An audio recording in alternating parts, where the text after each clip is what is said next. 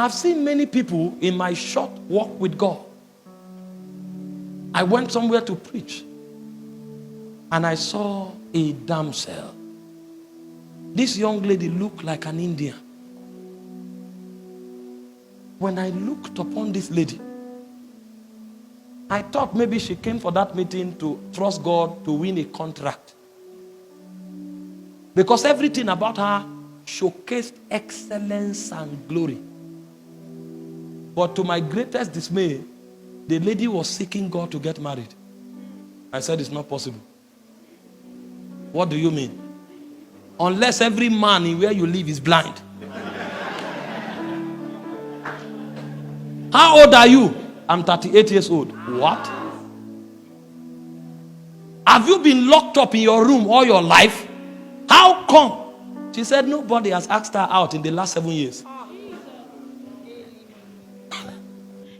That was the day I discovered that there's a mystery about light and darkness. There's a mystery, great mystery. It was from that day that I came up with the understanding that it's not beauty that gets people married, it's favor. But you see, there are many people who don't have enough light. They spend all their money on hair, on eyelashes, and on fingernails. But when you have light, you will know that there is an economy that Esther had. That even when nobody should see the king, she broke protocol. And when she entered, the king stood up and said, the search is over. It will take light. It will take light. Too many people don't have light. Somebody entered ministry. He wanted to start ministry in Abuja. And he gathered 100 million and entered the city. Said they've come to take over the city. He said, relax. How much is billboard? He paid for it. How much is tent? He paid for it. After 4 months, they became 3 in the tent. That was when he knew that what you need to start a ministry is not money, it's light. I wish you understood the excellency of light. You wouldn't jump into that business until you have light. If you understood the excellency of light, you will not start that course. They told you medicine is lucrative. Meanwhile, if you had checked in light, your career is in music. You would not have wasted. We were not wise. We were not trained. If I knew, I would have been studying God from 10 years. If I knew this is where I would end, I was in the studio with lab coat. All the chemicals I studied, I have not used one. Because I didn't have light.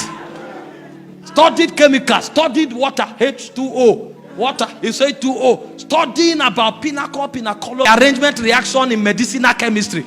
I didn't need any of them. But there was no light. There's nothing wrong in schooling. But if I had light, I would have schooled in the direction of my call.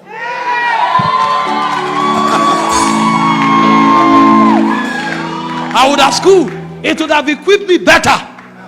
But I didn't have light. I was groping in darkness for many years before I began to hear the sounds of heaven.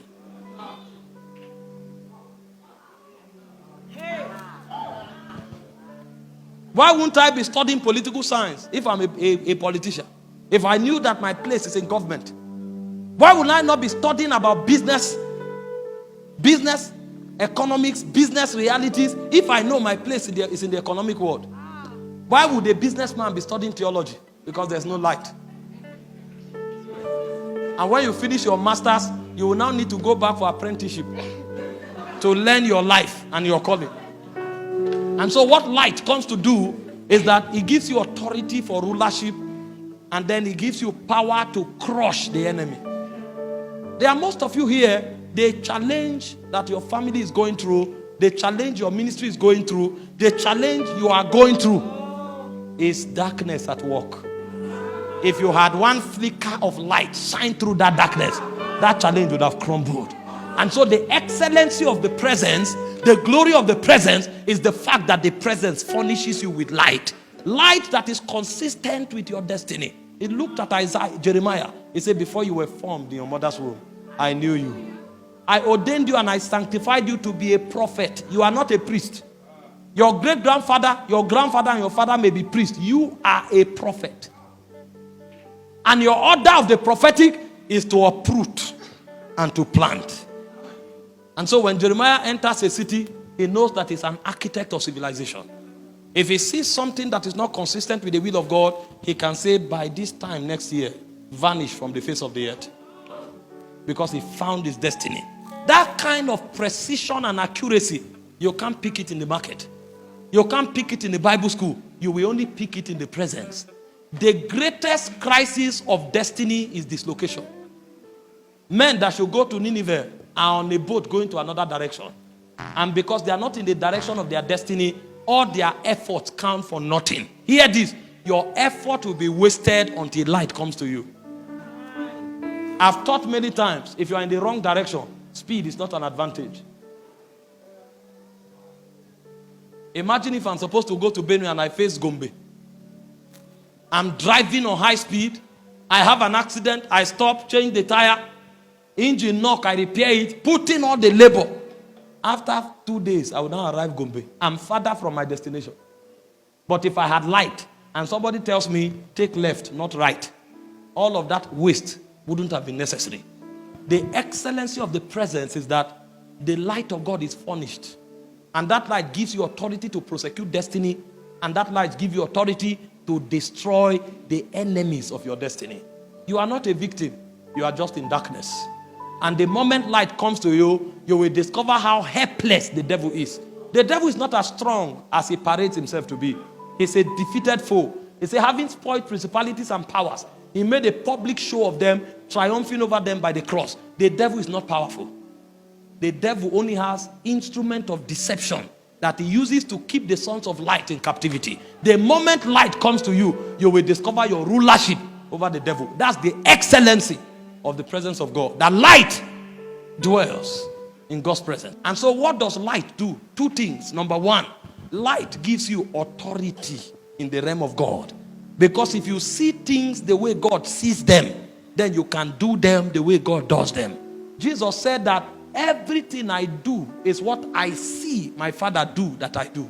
So light is the symbol of authority in the spirit realm. In Job chapter 38 verse 4, it said, declare now if you have understanding. What gives you the right to change things? What gives you the right to speak? What gives you the right to change things is the measure of light that is in you. If you have no light, you have no authority in the realm of God. What gives men power and authority in the realm of God is the light with which they are walking. In John chapter 1 verse 4 to 5, it said the light shines in the darkness.